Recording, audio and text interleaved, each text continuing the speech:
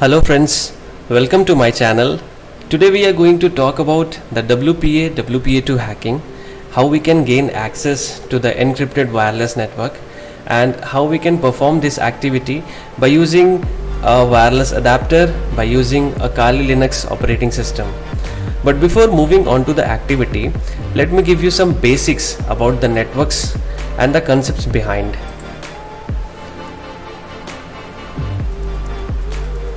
So talking about the network, what is a network? It's a interconnection of the devices which shares resources between them. Now taking an example of a client server model in our scenario, the router acts as a server and the PCs, the laptops which are connected in there acts as the client. Now whenever clients send any request, the router provides the response in form of resources from internet. Now everything is happening over Wi-Fi, so as an attacker we can sniff the packet using a software suite known as aircrack-ng. It was discovered mainly to perform the detection activity, the sniffing activity, the password cracking of the Wi-Fi. So we will be using this suite as well in this video, and I'll show you how to use the commands involved in there. But before performing this activity, let me show you what are the prerequisites that we need to have. We must have a wireless adapter of TP-Link. It is easily available on Amazon, and this adapter is actually used for sniffing the traffic and perform all the activities that are needed to perform this hack. Right now I am using this device in my PC, and the operating system I am running is Kali Linux. However, if you are using a Windows machine and running Kali Linux on a virtual machine, then you should make sure that this device is compatible with your version of Windows. So to start with, this is a terminal which I would recommend to install. This terminal is named as Terminator. And how to install it?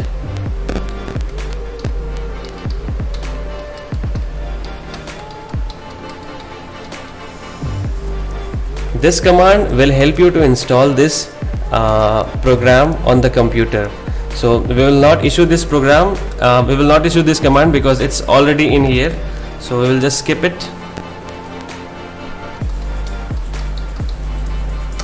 Now this iwconfig command is actually telling us about the status of our wireless adapter.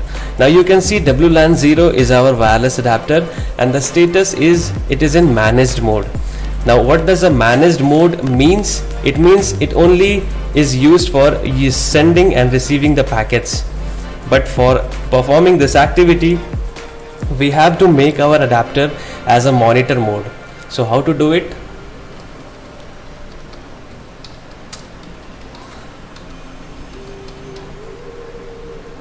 This command. This is the first command of aircrack-ng suite, and it is airmon-ng. It is a program which actually converts the wireless LAN from managed mode to monitor mode. Now our wireless adapter has been changed to the monitor mode, but before that there are two processes which are needed to be killed so as to perform easy activity of this progress.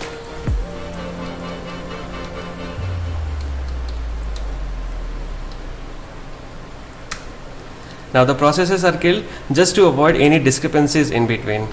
How to confirm if our adapter is converted to monitor mode? By issuing the same command iwconfig. We can see that previously it was managed, now it has changed to monitor. So the initial thing has been done.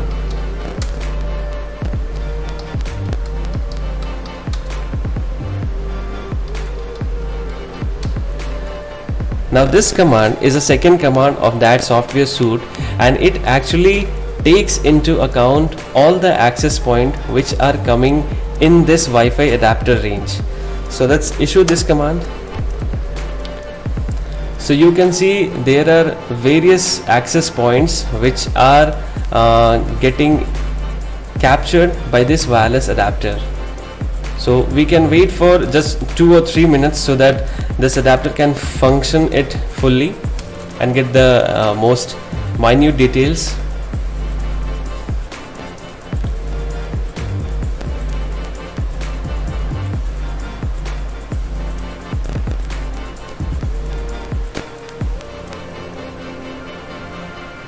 So I think only 2 are available as of now. It's very early in the morning, so only 2 people are awake. So but before doing any other activity from the output, we should concentrate on PWR. PWR is actually the distance of your machine to the target machine. The lesser the value of PWR, the closer you are to the target, and it will be very easy and it will be very less difficult to perform this activity. So we will target this first one.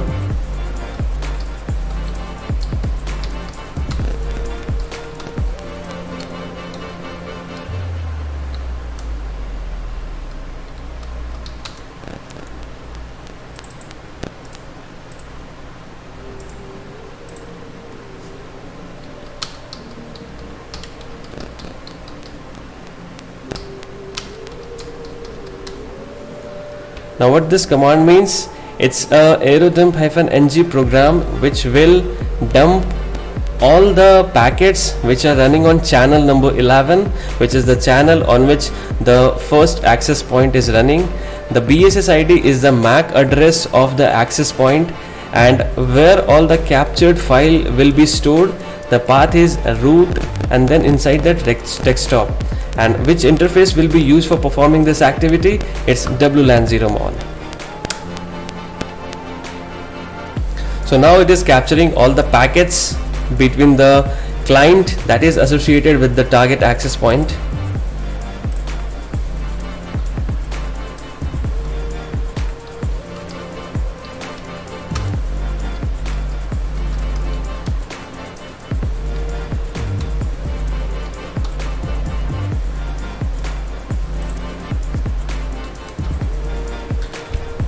So on the above screen we have identified like a station which is actually a client has popped up.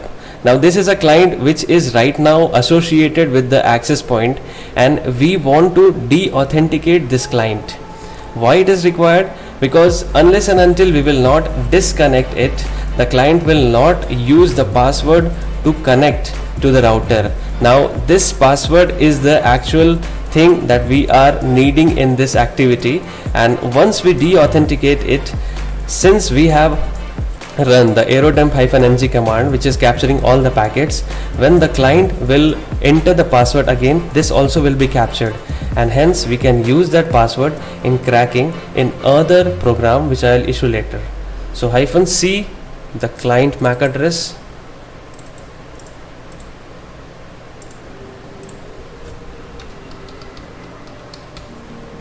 now explaining the entire command. Air replay-ng is a program which is used for de-authenticating the client, and we are sending 100 packets, 100 de-authentication packets to the access point which have a MAC address of 50C7 and things like that.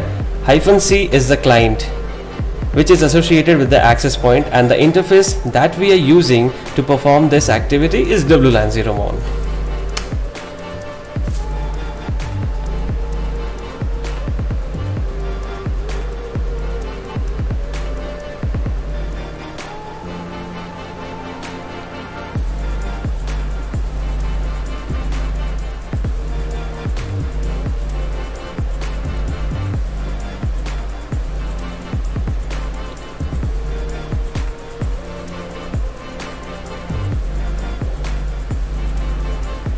Now in here we are trying to capture the four-way handshake, that is a WPA four-way handshake between the client and the router.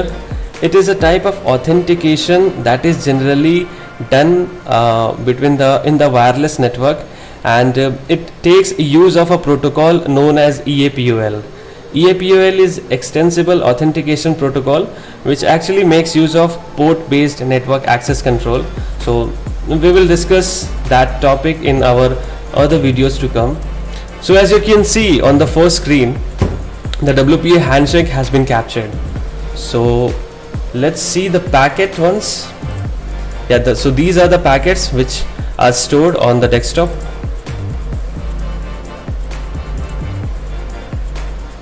Go to expression.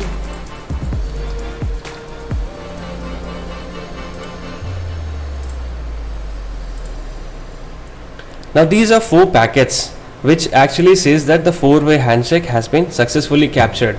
Now to identify if these packets are legitimate or not, you have to check the first and the third packet and the 802.1x authentication tab. You have to check for the WPA key nones value. These values are similar in the first and the third packet. So if the values are similar, that means you have captured the packet successfully and these are legitimate packet.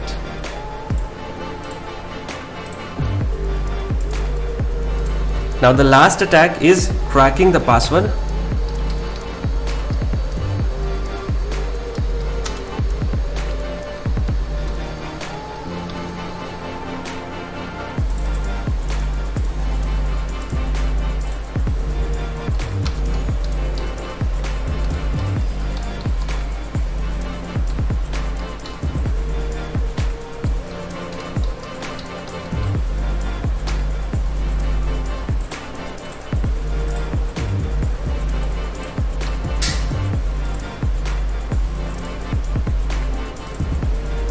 So what does this command means?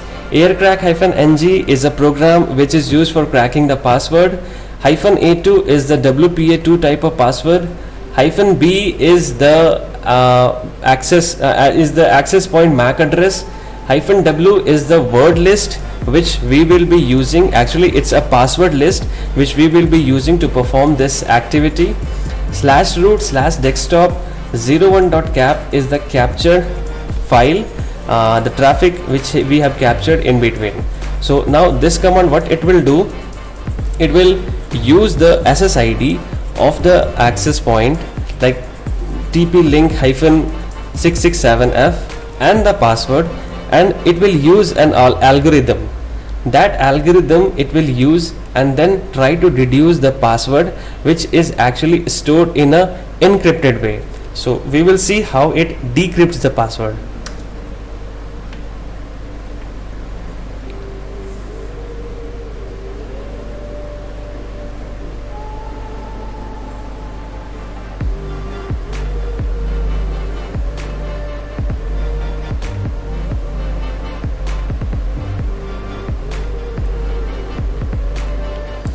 So the password has been decrypted and we can see this access point is having a very weak password.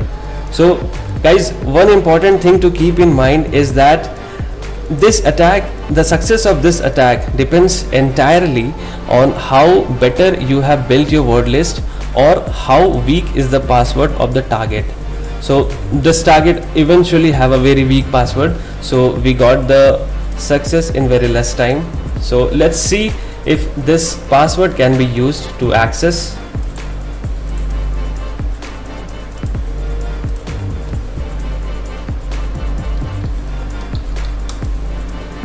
Now ours is in monitor mode. We have to, if we have to use the internet, we have to change it to manage mode.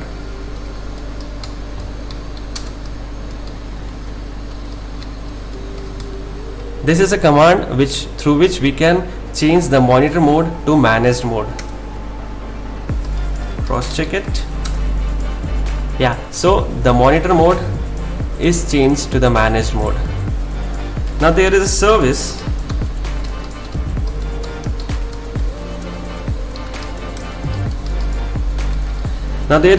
which is needed to restart because that's a network manager service, and it actually takes care about the network connectivity of your PC. So it has to be restarted.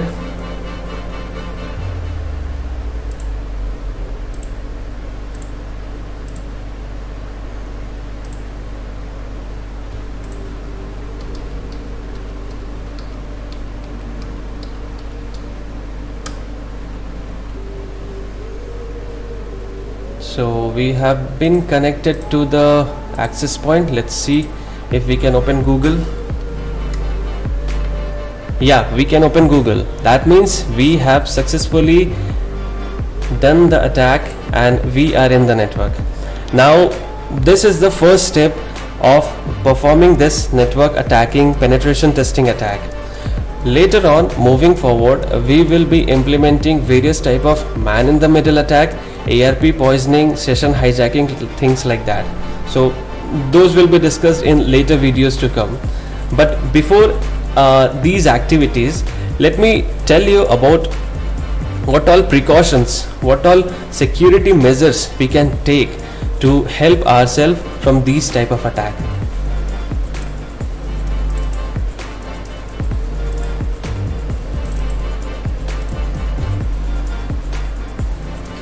So while configuring your router, the security mode should be kept to WPA WPA2 personal. Generally, there are two types of security mode which exist on today's router. They are WPA WPA2 personal and WPA WPA2 enterprise. Enterprise is generally meant for small offices or home or small work locations, and WPA WPA2 personal is used for homes. Make sure you should authenticate. You should keep the authentication type as WPA2 PSK and encryption as AES, which has been considered as a very strong algorithm by US Department of Defense organization. Disable the WPS feature. It's very necessary to disable the WPS feature, because if it is enabled, then that is actually a flaw in the WPA WPA2, and it will make it very easy for an attacker to hack your Wi-Fi router using a tool called Reaver. Implement MAC address filtering. It's a very important thing as well, because if you have implemented MAC address filtering, then even the attacker has managed to crack your password, he will not be able to enter the network. And most importantly, we have to use the combination of numbers, letters and symbols for the password. So these are the 5 basic things which we need to understand to securely protect our network.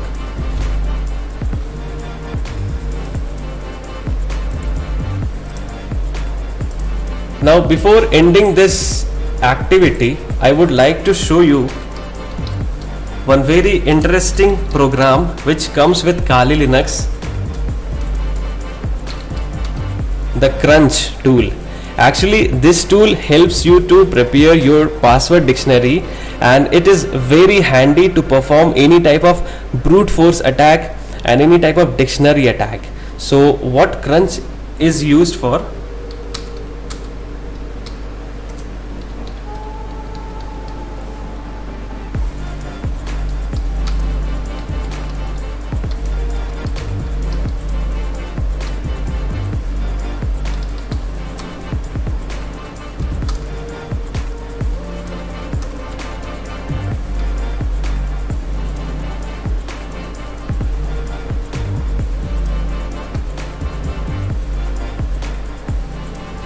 Okay, so what we have asked Crunch to do, we have asked the Crunch to make a password of 4 character, and the minimum, the first 4 is the minimum number of characters used in the password.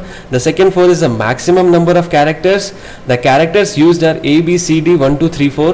The output will be saved to root desktop test, and the T is pattern. Like, there is a pattern, it should start with an alphabet and end with a number. So let's see how many words it can derive. It has said that it can derive 64 lines of words as a dictionary. Let's see it. So this is a password, a customized password which we can generate using Crunch. Now Crunch is a very sophisticated tool, and you can use it for various activities by doing some social engineering. Like, let's suppose you have seen your target using a password which consists of digits at the end of the password. Now mainly people keep their date of birth or year of birth at the end. So if you know the year of birth, you can make the pattern of crunch to make passwords like that, and then you can use it for brute force attack on his account. So guys, this is all from my side. Thanks for watching the video, and at the end I would like to say that it's just for educational purpose. Don't use it for any other activity, and please like, share and subscribe this video, because if you'll not do that, the hack will not be successful. So thanks a lot. Thank you for watching. Bye.